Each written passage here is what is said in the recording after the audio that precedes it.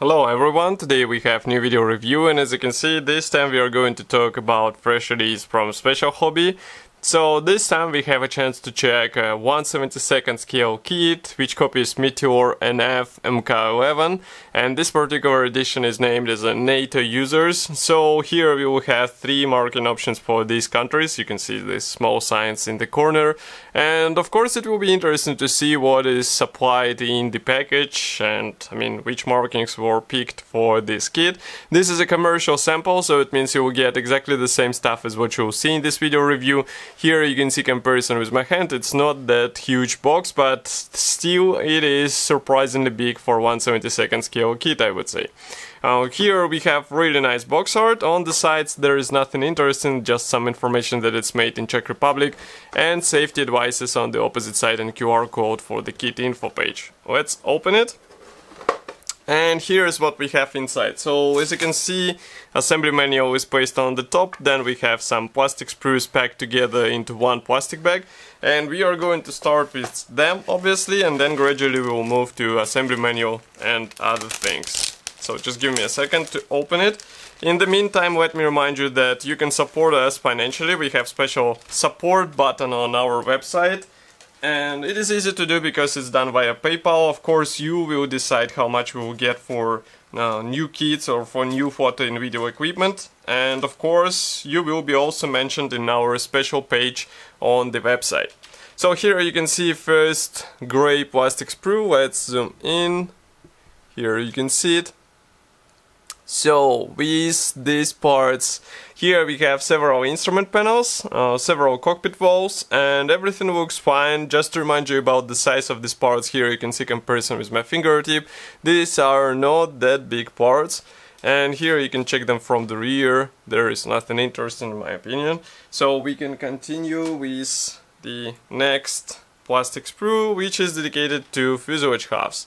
And here straight away you can see that we have nose cones pre-molded with fuselage halves, so it means you will have to deal with gap in such visible area, and it doesn't matter if you want it or not, still you won't be able to avoid it.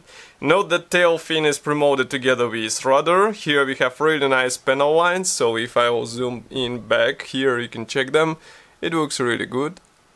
And if we flip over these parts, here inside I can see that we have guiding pins. For example, here there is no cockpit detailing at all because cockpit will be inserted separately, and it is quite surprising that we don't have any guiding pins in this tail fin area, so be careful while joining all this stuff together. It is easy to make an error in such spots, so keep, let's say, track of this part, and of course pay attention to how these tail fin sections fit together.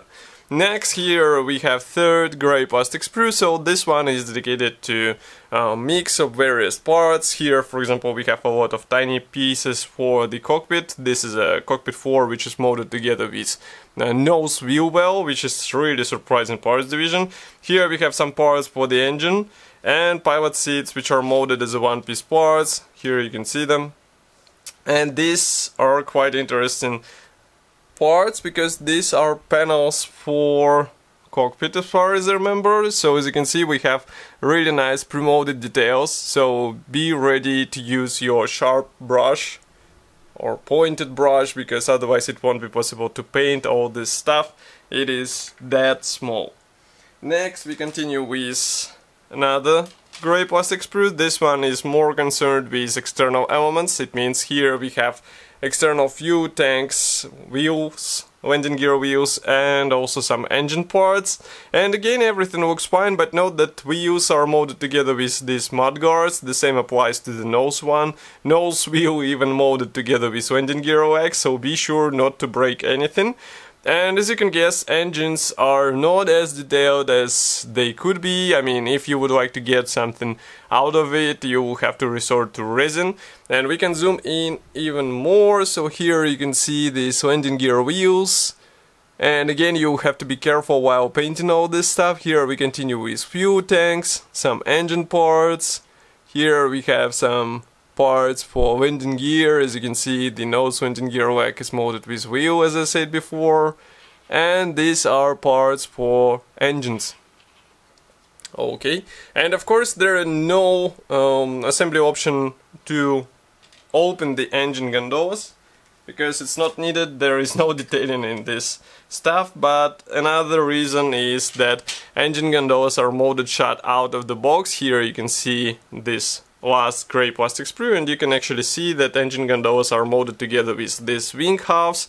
Also here we have some separate landing gear panels, and wings feature nice recessed panel lines. Of course, flaps and ailerons, they're pre-molded, so you won't be able to move them a lot. Here you can see another wing, and if you flip it over, inside you can notice this wheel wells detailing. We also have some guiding pins for easier alignment, but still I would recommend to be careful, because basically we are joining together not only wing halves, we are joining together this engine gondola halves as well.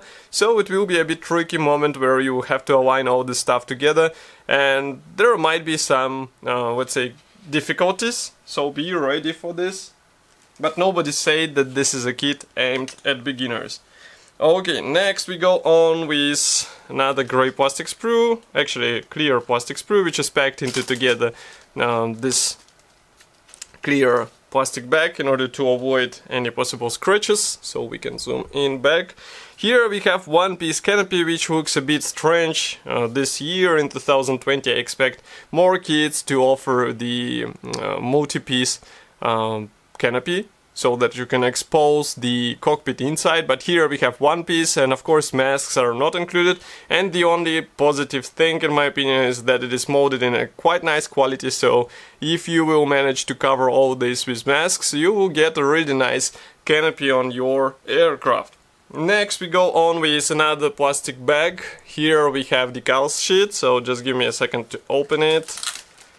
Okay. Okay.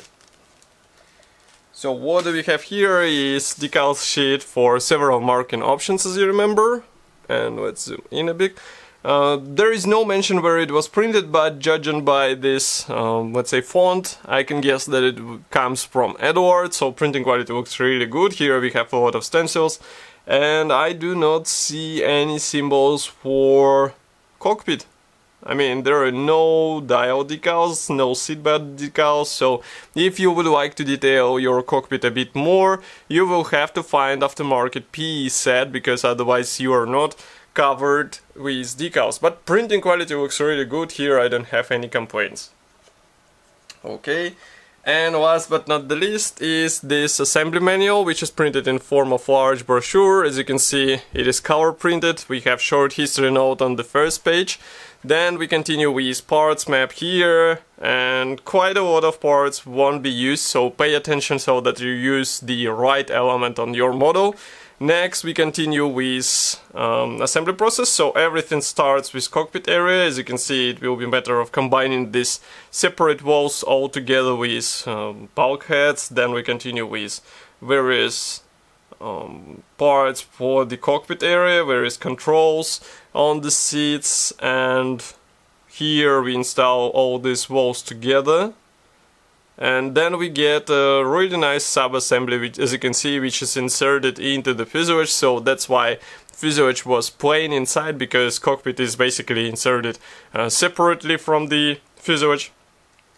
Here we continue with instrument panel and also some of the engine gondola parts. And as I said, engine gondolas won't be as detailed. As you can see, only the necessary elements are copied, so you won't be able to open it. But note that you will have to cut off the wing section, which is really surprising. As you can see, it's written that you will have to cut off 15 millimeters width, so that it can be installed on your fuselage. So it will be a lot of dry fitment and trial, so do not hurry with this stuff. Because if you cut it wrong, it will be visible on the finished model.